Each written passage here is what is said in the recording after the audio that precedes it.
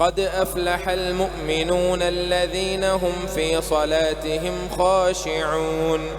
والذين هم عن اللغو معرضون والذين هم للزكاة فاعلون والذين هم لفروجهم حافظون إلا على أزواجهم أو ما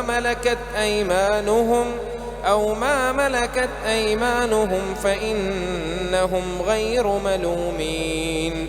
فمن ابتغى وراء ذلك فأولئك هم العادون والذين هم لأماناتهم وعهدهم راعون والذين هم على صلواتهم يحافظون أولئك هم الوارثون الذين يرثون الفردوس هم فيها خالدون. ولقد خلقنا الإنسان من سلالة من طين ثم جعلناه نطفة في قرار مكين ثم خلقنا النطفة علقة فخلقنا العلقة مضغة فخلقنا المضغة عظاما فكسونا العظام لحما ثم أنشأناه خلقا آخر فتبارك الله أحسن الخالقين. ثم إنكم بعد ذلك لميتون ثم إنكم يوم القيامة تبعثون. ولقد خلقنا فوقكم 7 طرائق وما كنا عن الخلق غافلين وأنزلنا من السماء ماء بقدر فأسكناه في الأرض وإنا على ذهاب به لقادرون. فأنشأنا لكم به جنات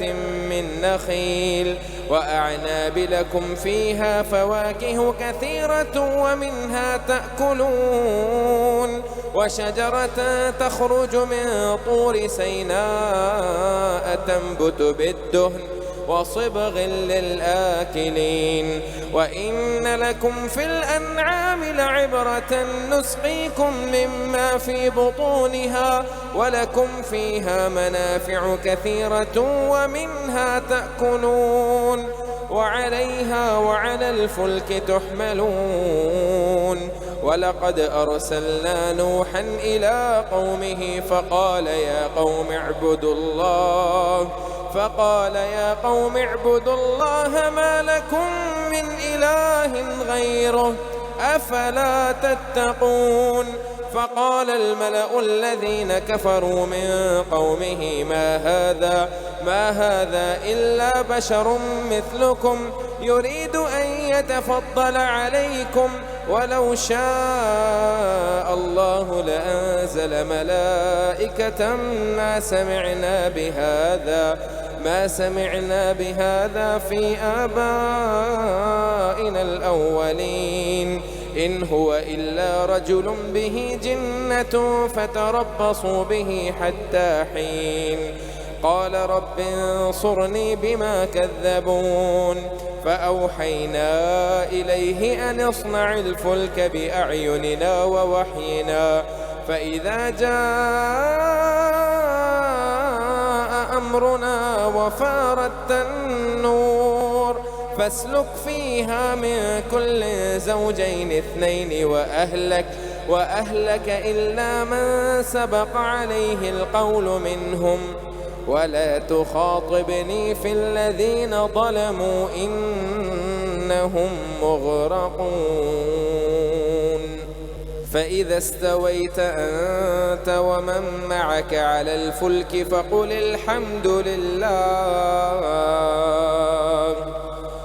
الحمد لله الذي نجانا من القوم الظالمين وقل رب أنزلني منزلا مباركا وأنت خير المنزلين. إن في ذلك لآيات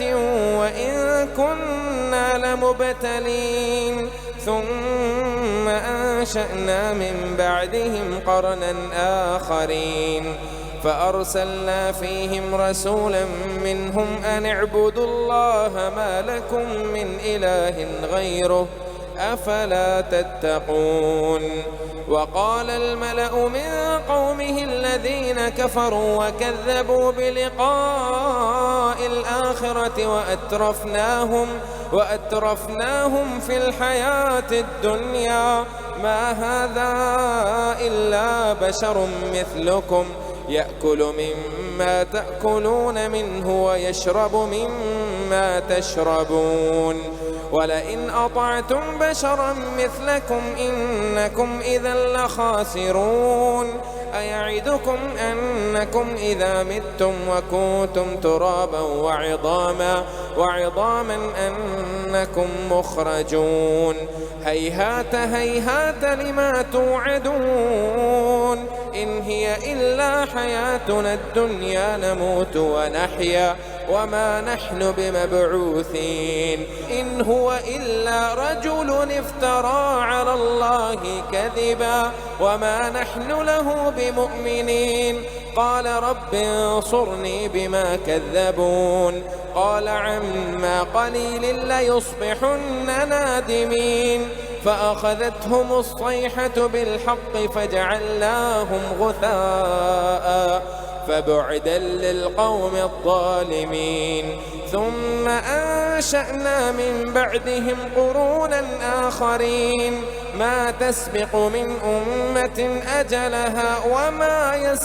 يستأخرون. ثم أرسلنا رسلنا تترى كلما جاء أمة رسولها كذبوه فأتبعنا بعضهم بعضا وجعلناهم أحاديث فبعدا لقوم لا يؤمنون. ثم أرسلنا موسى وأخاه هارون بآياتنا وسلطان مبين إلى فرعون وملئه فاستكبروا وكانوا قوما عالين. فقالوا أنؤمن لبشرين مثلنا وقومهما لنا عابدون فكذبوهما فكانوا من المهلكين. ولقد آتينا موسى الكتاب لعلهم يهتدون وجعلنا ابن مريم وأمه آية وآويناهما إلى ربوة ذات قرار ومعين. يا أيها الرسل كلوا من الطيبات واعملوا صالحا إني بما تعملون عليم. وإن هذه أمتكم أمة واحدة وأنا ربكم فاتقون. فتقطعوا أمرهم بينهم زبرا كل حزب بما لديهم فرحون. فذرهم في غمرتهم حتى حين. أيحسبون أن ما نمدهم به من مال وبنين نسارع لهم في الخيرات بل لا يشعرون. إن الذين هم من خشية ربهم مشفقون والذين هم بآيات ربهم يؤمنون والذين هم بربهم لا يشركون. والذين يؤتون ما آتوا وقلوبهم وجلة أنهم إلى ربهم راجعون أولئك يسارعون في الخيرات وهم لها سابقون. ولا نكلف نفسا إلا وسعها ولدينا كتاب ينطق بالحق وهم لا يظلمون. بل قلوبهم في غمرة من هذا ولهم أعمال من دون ذلك هم لها عاملون. حتى إذا أخذنا مترفيهم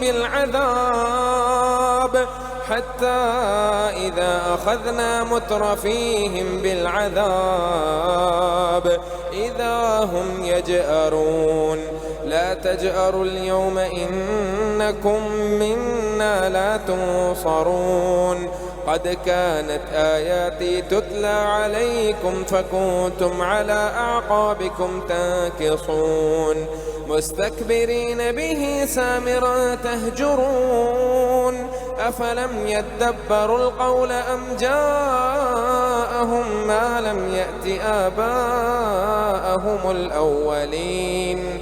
أم لم يعرفوا رسولهم فهم له منكرون أم يقولون به جنة بل جاءهم بالحق وأكثرهم للحق كارهون ولو اتبع الحق أهواءهم لفسدت السماوات والأرض وما فيهن بل أتيناهم بذكرهم فهم عن ذكرهم معرضون أم تسألهم خرجا فخراج ربك خير وهو خير الرازقين وإنك لتدعوهم إلى صراط مستقيم وإن الذين لا يؤمنون بالآخرة عن الصراط لناكبون ولو رحمناهم وكشفنا ما بهم من ضر للجوا في طغيانهم يعمهون ولقد أخذناهم بالعذاب فما استكانوا لربهم وما يتضرعون حتى إذا فتحنا عليهم بابا ذا عذاب شديد إذا هم فيه مبلسون وهو الذي أنشأ لكم السمع والأبصار والأفئدة قليلا ما تشكرون وهو الذي ذرأكم في الأرض وإليه تحشرون وهو الذي يحيي ويميت وله اختلاف الليل والنهار أفلا تعقلون بل قالوا مثل ما قال الأولون قالوا أئذا متنا وكنا ترابا وعظاما أئنا لمبعوثون لقد وعدنا نحن وآباؤنا هذا من قبل إن هذا إلا أساطير الأولين قل لمن الأرض ومن فيها إن كنتم تعلمون سيقولون لله قل أفلا تذكرون قل من رب السماوات السبع ورب العرش العظيم سيقولون لله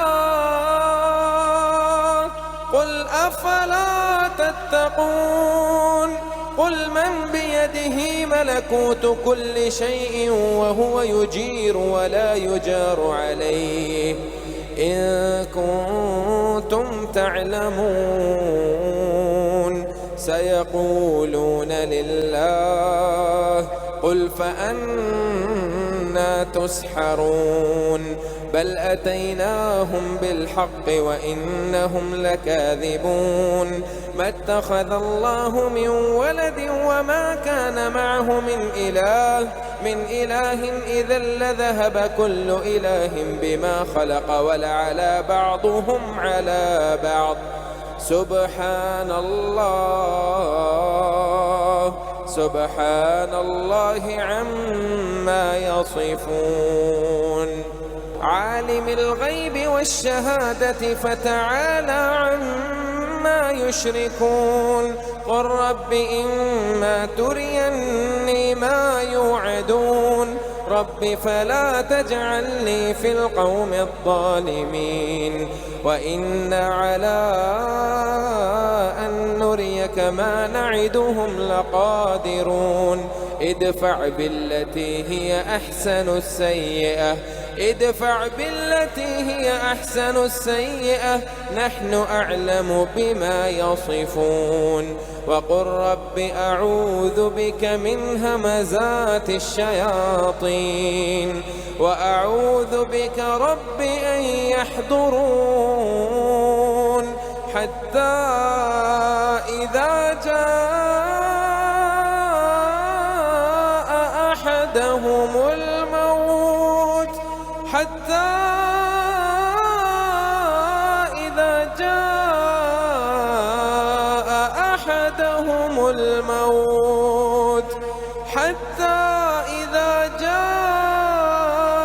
أحدهم الموت قال رب ارجعون لعلي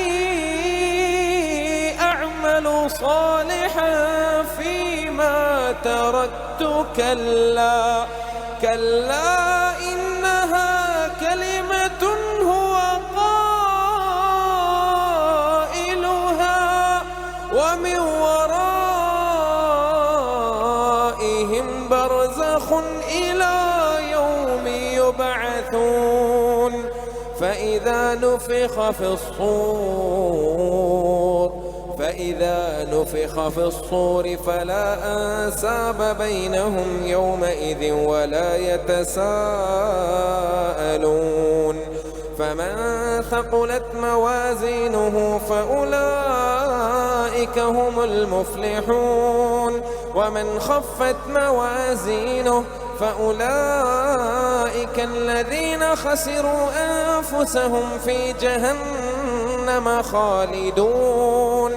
تلفح وجوههم النار وهم فيها كالحون ألم تكن آياتي تتلى عليكم فكنتم بها تكذبون قالوا ربنا غلبت علينا شقوتنا وكنا قوما ضالين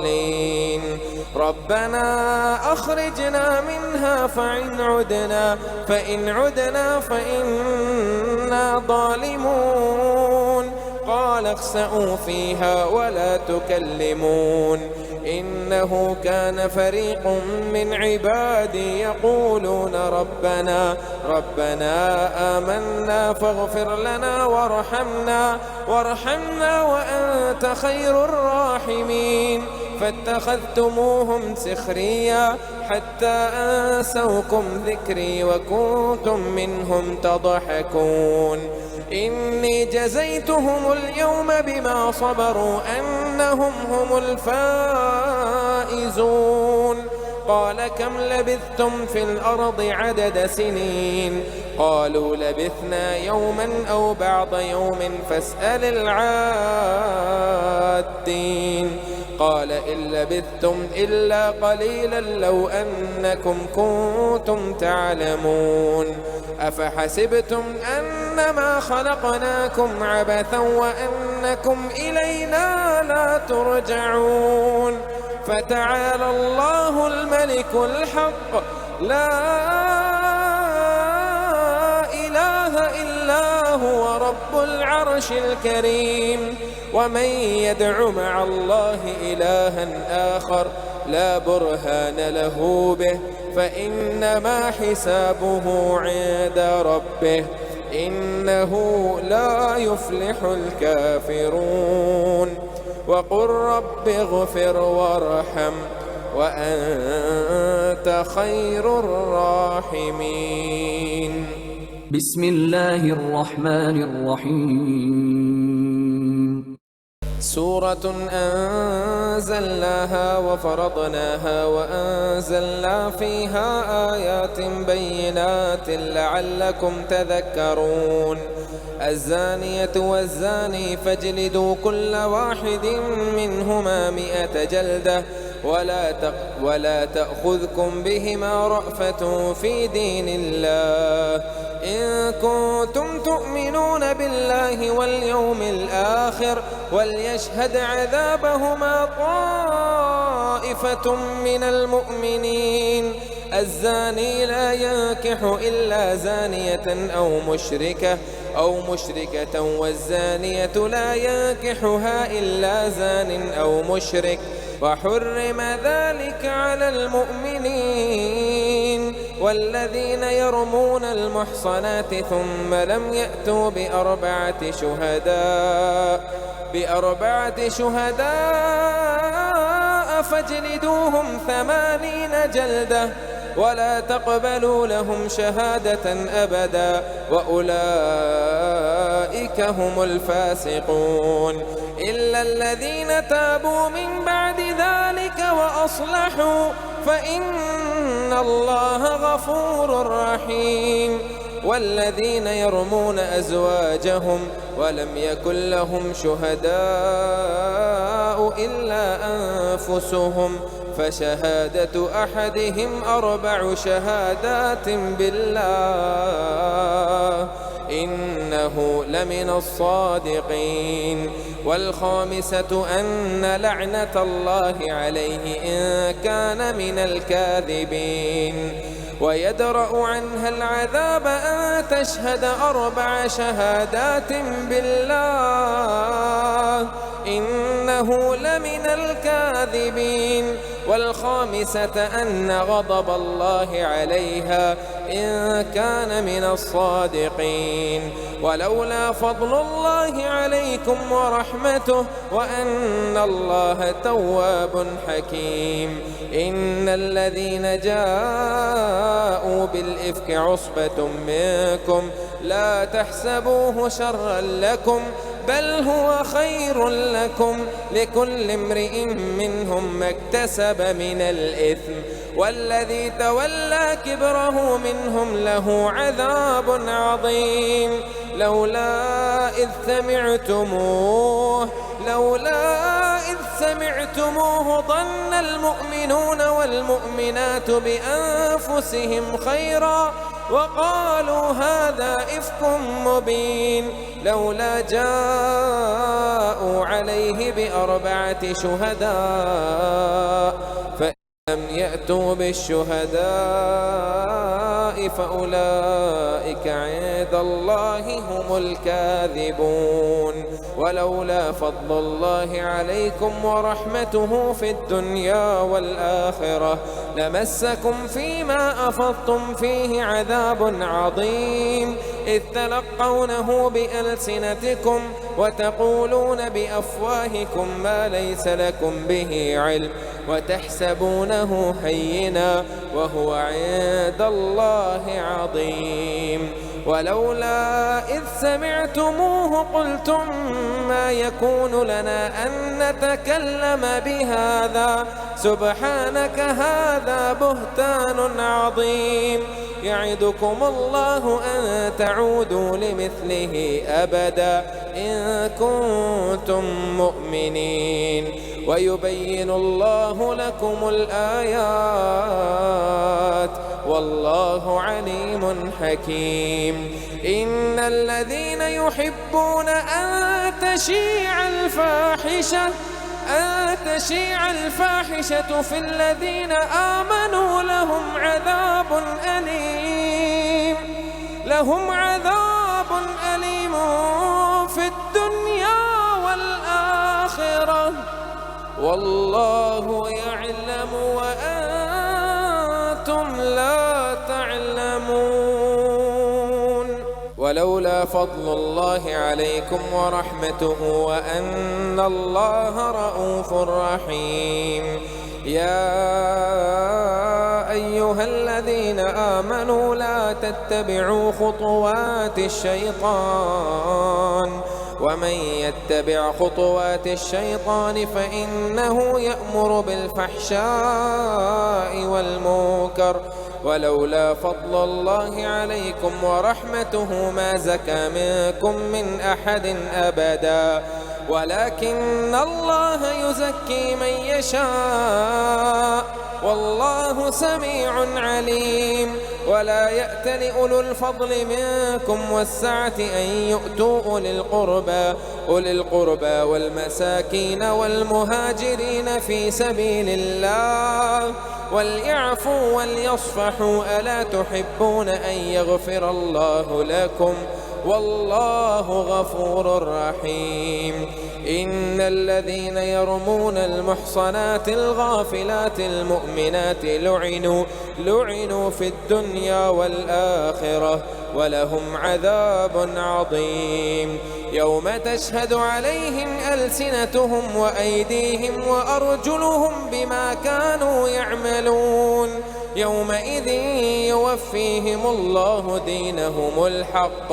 ويعلمون أن الله هو الحق المبين. الخبيثات للخبيثين والخبيثون للخبيثات والطيبات للطيبين والطيبون للطيبات أولئك مبرؤون مما يقولون لهم مغفرة ورزق كريم. يا أيها الذين آمنوا لا تدخلوا بيوتا غير بيوتكم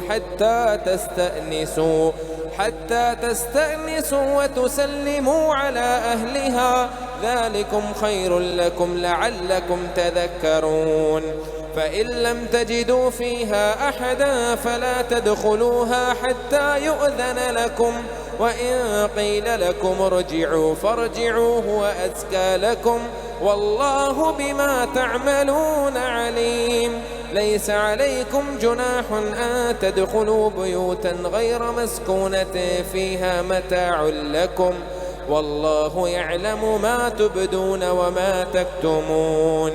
قل للمؤمنين يغضوا من أبصارهم ويحفظوا فروجهم ذلك أزكى لهم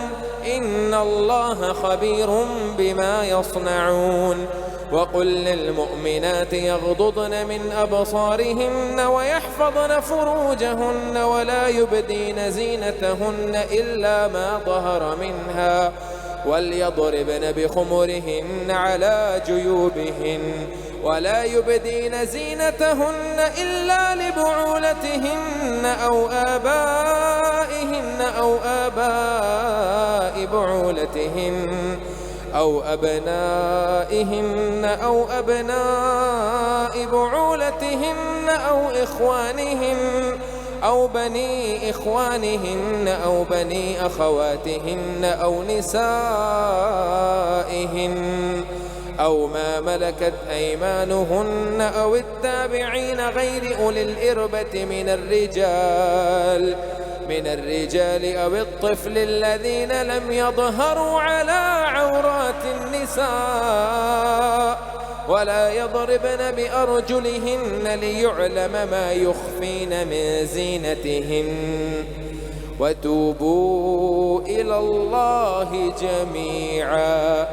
أيها المؤمنون لعلكم تفلحون.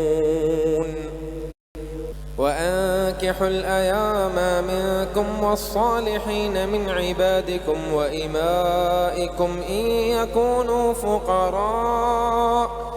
يكونوا فقراء يغنيهم الله من فضله والله واسع عليم. وليستعفف الذين لا يجدون نكاحا حتى يغنيهم الله من فضله والذين يبتغون الكتاب مما ملكت أيمانكم فكاتبوهم إن علمتم فيهم خيرا وآتوهم من مال الله الذي آتاكم ولا تكرهوا فتياتكم على البغاء إن أردنا تحصنا لتبتغوا عرض الحياة الدنيا ومن يكرهن فإن الله من بعد إكراههن غفور رحيم. ولقد أنزلنا إليكم آيات مبينات ومثلا من الذين خلوا من قبلكم وموعظة للمتقين. الله نور السماوات والأرض مثل نوره كمشكاة فيها المصباح في زجاجة الزجاجة كأنها كوكب دري يوقد من شجرة مباركة زيتونة لا شرقية ولا غربية يكاد زيتها يضيء ولو لم تمسسه نار نور على نور يهدي الله لنوره من يشاء ويضرب الله الأمثال للناس والله بكل شيء عليم.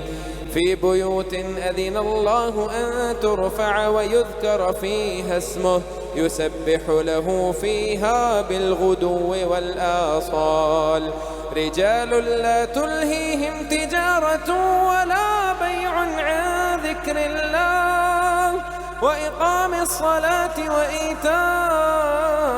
الزكاة يخافون يوما تتقلب فيه القلوب والأبصار ليجزيهم الله أحسن ما عملوا ويزيدهم من فضله والله يرزق من يشاء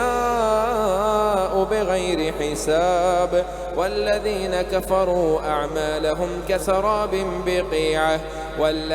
كفروا أعمالهم كسراب بقيعة يحسبه الظمآن ماء حتى إذا جاءه لم يجده شيئا ووجد الله عنده فوفاه حسابه والله سريع الحساب أو كظلمات في بحر اللج يغشاه موج من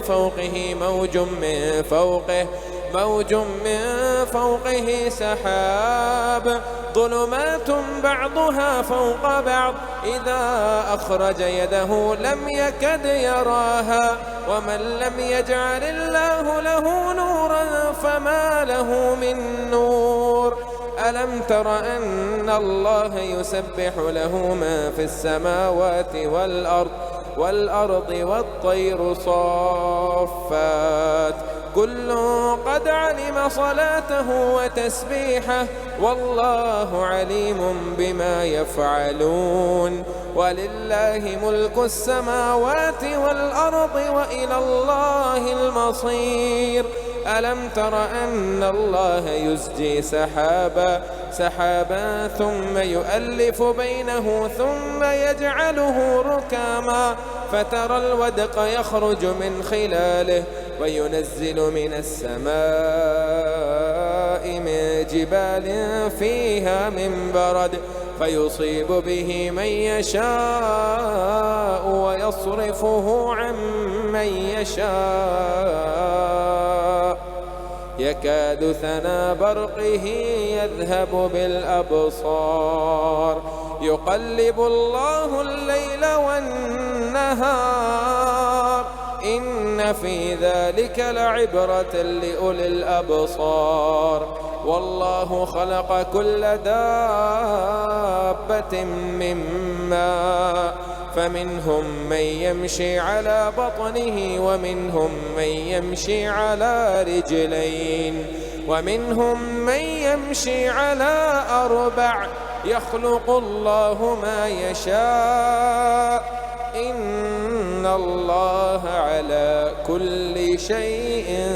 قدير لقد أنزلنا آيات مبينات والله يهدي من يشاء إلى صراط مستقيم ويقولون آمنا بالله وبالرسول وأطعنا ثم يتولى فريق منهم من بعد ذلك وما أولئك بالمؤمنين وإذا دعوا إلى الله ورسوله ليحكم بينهم إذا فريق منهم معرضون وإن يكن لهم الحق يأتوا إليه مذعنين أفي قلوبهم مرض أم ارتابوا أم يخافون أن يحيف الله عليهم ورسوله بل أولئك هم الظالمون إنما كان قول المؤمنين إذا دعوا إلى الله ورسوله ليحكم بينهم أن يقولوا سمعنا وأطعنا وأولئك هم المفلحون ومن يطع الله ورسوله ويخشى الله ويتقه فأولئك هم الفائزون وأقسموا بالله جهد أيمانهم لئن أمرتهم ليخرجن قل لا تقسموا طاعة معروفة إن الله خبير بما تعملون قل أطيعوا الله وأطيعوا الرسول فإن تولوا فإنما عليه ما حمل وعليكم ما حملتم وإن تطيعوه تهتدوا وما على الرسول إلا البلاغ المبين وعد الله الذين آمنوا منكم وعملوا الصالحات ليستخلفنهم في الأرض كما استخلف الذين من قبلهم وليمكنن لهم دينهم الذي ارتضى لهم وليبدلنهم من بعد خوفهم أمنا يعبدونني لا يشركون بي شيئا ومن كفر بعد ذلك فأولئك هم الفاسقون وأقيموا الصلاة وآتوا الزكاة وأطيعوا الرسول لعلكم ترحمون لا تحسبن الذين كفروا معجزين في الأرض ومأواكم النار ولبئس المصير لا تحسبن الذين كفروا معجزين في الأرض ومأواهم النار ولبئس المصير يا أيها الذين آمنوا ليستأذنكم الذين ملكت أيمانكم والذين لم يبلغوا الحلم منكم 3 مرات من قبل صلاة الفجر وحين تضعون ثيابكم من الظهيرة ومن بعد صلاة العشاء 3 عورات لكم ليس عليكم ولا عليهم جناح بعدهن طوافون عليكم بعضكم على بعض كذلك يبين الله لكم الآيات والله عليم حكيم وإذا بلغ الأطفال منكم الحلم فليستأذنوا كما استأذن الذين من قبلهم كذلك يبين الله لكم آياته والله عليم حكيم والقواعد من النساء اللاتي لا يرجون نكاحا فليس عليهن جناح أن يضعن ثيابهن غير متبرجات بزينة وأن يستعففن خير لهن والله سميع عليم ليس على الأعمى حرج ولا على الأعرج حرج ولا على المريض حرج ولا على أنفسكم أن تأكلوا من بيوتكم أو بيوت آبائكم أو بيوت أمهاتكم أو بيوت إخوانكم أو بيوت أخواتكم أو بيوت أعمامكم أو بيوت أماتكم أو بيوت عماتكم أو بيوت أخوالكم أو بيوت خالاتكم أو ما ملكتم مفاتحه أو صديقكم ليس عليكم جناح أن تأكلوا جميعا أو أشتاتا فإذا دخلتم بيوتا فسلموا على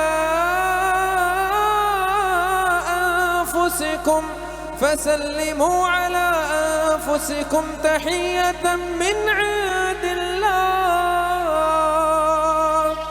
تحية من عند الله مباركة طيبة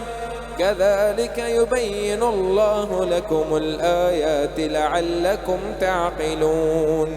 إنما المؤمنون الذين آمنوا بالله ورسوله وإذا كانوا معه على أمر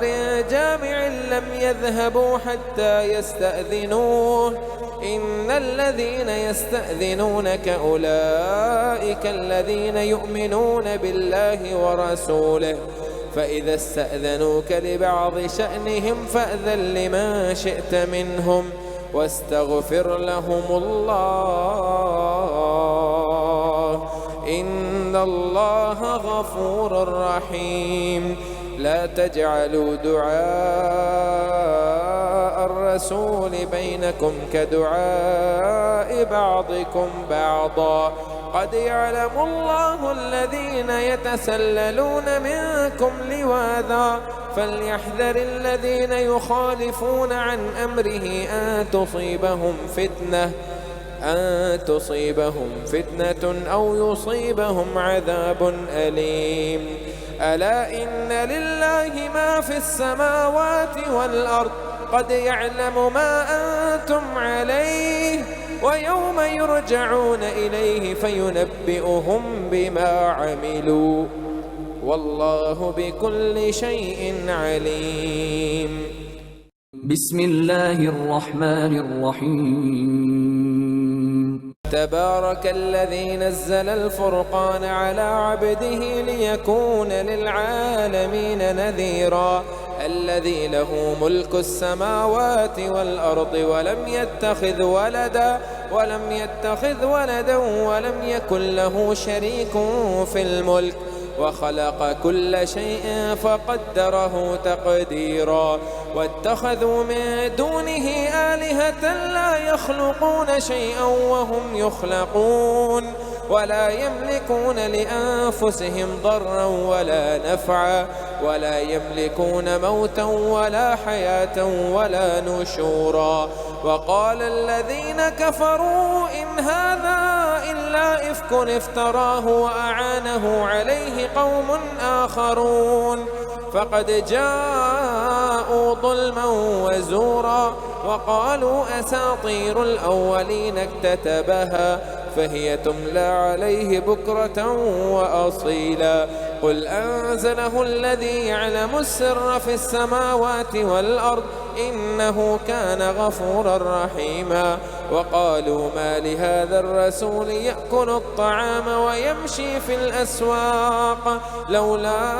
أنزل إليه ملك فيكون معه نذيرا أو يلقى إليه كنز أو تكون له جنة يأكل منها وقال الظالمون إن تتبعون إلا رجلا مسحورا انظر كيف ضربوا لك الأمثال فضلوا فلا يستطيعون سبيلا تبارك الذي إن شاء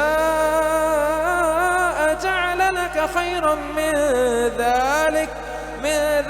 جنات تجري من تحتها الأنهار ويجعل لك قصورا بل كذبوا بالساعة وأعتدنا لمن كذب بالساعة سعيرا إذا رأتهم من مكان بعيد سمعوا لها تغيظا وزفيرا وإذا ألقوا منها مكانا ضيقا مقرنين دعوا هنالك ثبورا لا تدعوا اليوم ثبورا واحدا وادعوا ثبورا كثيرا قل أذلك خير أم جنة الخلد التي وعد المتقون كانت لهم جزاء ومصيرا لهم فيها ما يشاءون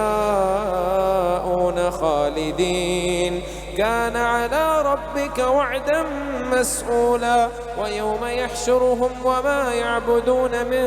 دون الله فيقول أأنتم أضللتم عبادي هؤلاء أم هم ضلوا السبيل قالوا سبحانك ما كان ينبغي لنا أن نتخذ من دونك من أولياء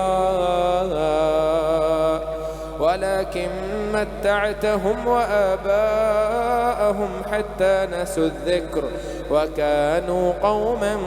بورا فقد كذبوكم بما تقولون فما تستطيعون صرفا ولا نصرا ومن يظلم منكم نذقه عذابا كبيرا وما أرسلنا قبلك من المرسلين إلا إنهم ليأكلون الطعام